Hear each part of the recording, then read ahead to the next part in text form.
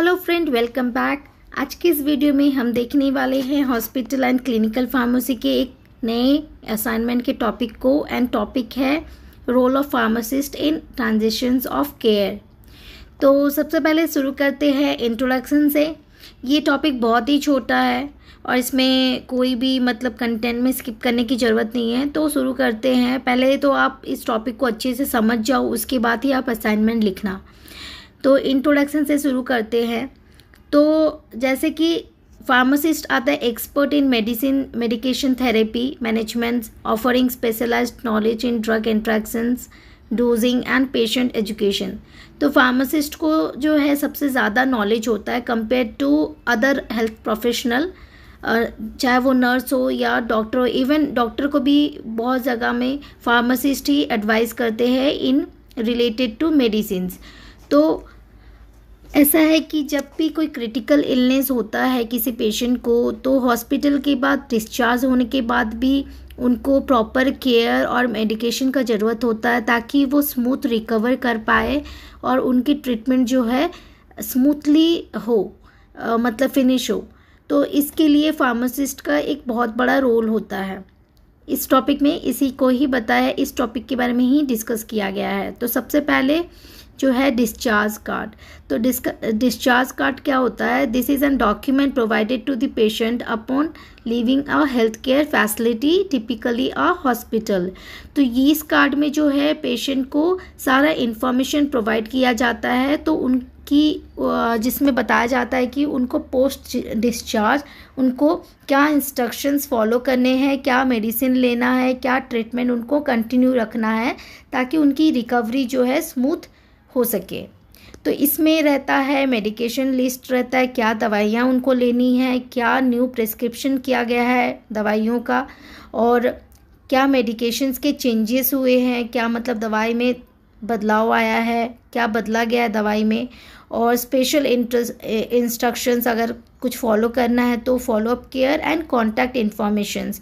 In case of emergency या फिर hospital में अगर फिजिशियन को कॉल करना तो कैसे कॉल करना, कैसे कांटेक्ट करना है, ये सब भी इंफॉर्मेशन वहाँ पे दिया रहता है डिस्चार्ज कार्ड में।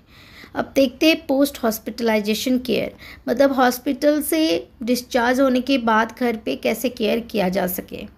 तो इसके बारे में ही इसमें बताया गया। तो इसमें क्या आता है, फार्मासिस्ट जो है एक प्ले करता है एक vital role in this phase in focusing of medication management and patient education. तो फार्मासिस्ट जो है यहाँ पे पेशेंट को एजुकेट करता है कि मेडिसिन कैसे लेना है, क्या लाइफस्टाइल फॉलो करना है, और अगर कुछ प्रॉब्लम होता है, साइड इफ़ेक्ट होता है, कुछ भी होता है तो उसे कैसे मैनेज करना है, ये सब चीज़ जो है फार्मासिस्ट पेशेंट को इंस्ट्रक्ट करता है, एडवाइस करता है। इसके अलावा जैसे कि ये सारे जो है फार्मासिस्ट कंट्रीब्यूट करते हैं मेडिकेशन मैनेजमेंट, मेडिकेशंस रिकंसिलेशंस, पेशेंट को एजुकेट करना, मॉनिटर करना, फॉलोअप करना, ट्रांजिशंस करना है, कोऑर्डिनेशन करना है, लाइफस्टाइल काउंसलिंग, क्या उनके लाइफस्टाइल में चेंजेस आने चाहिए ताकि उनकी स्मूथ रिकवरी होनी चाहिए, है ना। तो फिर मेडिसिन रिकंसिलेशंस क्या होता है उसके बारे में बताया गया है।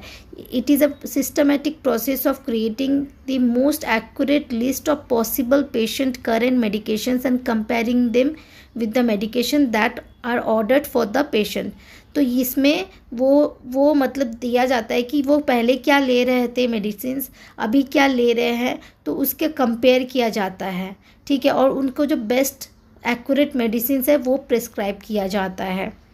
तो रिव्यूइंग द मेडिकेशन हिस्ट्री, ये बेस्ड होता है इसमें क्या क्या ज़रूरत है कि हिस्ट्री को पता चले कि हिस्ट्री में उन्होंने क्या मेडिकेशन लिया था, ये रिव्यू करना, कंपेयर करना मेडिसिन्स को, रिजॉल्व करना अगर कुछ डिस्क्रिपेंसी, अगर कुछ डिफरेंस है प्रेजेंट मेडिसिन्स में और प्रीवियस पास्ट मेडिसिन्स में, तो उसके डिफरेंसेस को रिजॉल्व करना, पेशेंट को एजुकेट करना, डॉक्यूमेंट और कम्युनिकेट करना, हो सके तो आप लिख करके भी उनको समझाओ और उनको प्रॉपरली उनको कम्युनिकेट करो।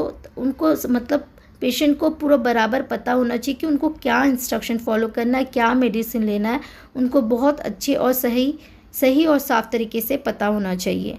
फॉलोअप, तो कुल मिलाकर के ये होता है कि पेशेंट के मेडिसिन का रिकन्सिलेशन करना, मतलब पहले जो ले रहे थे अभी जो ले रहे हैं उन दोनों का डिफरेंस को रिजॉल्व करना और उनको जो अभी बेस्ट एक्यूरेट मेडिसिन है वो प्रिस्क्राइब करना, वो इंस्ट्रक्ट करना, ये रिस्पॉन्सिबिलिटी है एक फार्मासिस्ट की एज अ हेल्थ प्रोफेशनल। तो ये है रोल ऑफ फार्मासिस्ट, है ना। इसमें भी वही बताया गया है, मेडिकेशन रिकन्सिलेशन, पेशेंट को एजुकेट करना, मैनेजमेंट करना मेडिसिन को, उसका केयर कोऑर्डिनेशन, ट्रांजिशनल जो केयर है उसमें कोऑर्डिनेट करना, और कुछ भी मेडिकेशन एरर है उसको प्रिवेंट करना, मतलब कुछ भी साइड इफ़ेक्ट हो ना हो इसका ध्यान रखना। कंटिन्यूटी ऑफ केयर, मतलब जो हॉस्पिटल में केयर हो रहा था वो अचानक से बंद ना हो, घर पे भी वो केयर होता रहे, उस तरीके का केयर मिलता रहे ताकि जो है पेशेंट ईज़िली स्मूथ रिकवर कर पाए। तो इसके बारे में ही बताया गया है। कंक्लूज़न में वही सब चीज़ लिखा गया है कि medication reconciliation stands as a critical process in health care transitions where pharmacist play a vital role in ensuring patient safety and continuity of care. तो इसके बारे में ही बताया गया है कंक्लूज़न में। एंड उसके बाद आप अब मतलब ऑफ कोर्स आप रेफरेंस लिख लेना, जिसमें मतलब आप text book, e books, website इसके बारे में आप डाल सकते हो। तो ये सारा जो है आप लिख सकते हो अपने असाइनमेंट में। साथ ही आप इसके रिलेटेड कुछ भी आप पिक्चर्स डाउनलोड करके आप अपने असाइनमेंट में पेस्ट करो, आपको अच्छी मार्क्स मिलेगी आपके असाइनमेंट में। चलो, thank you very much. Next video में फिर मिलते हैं।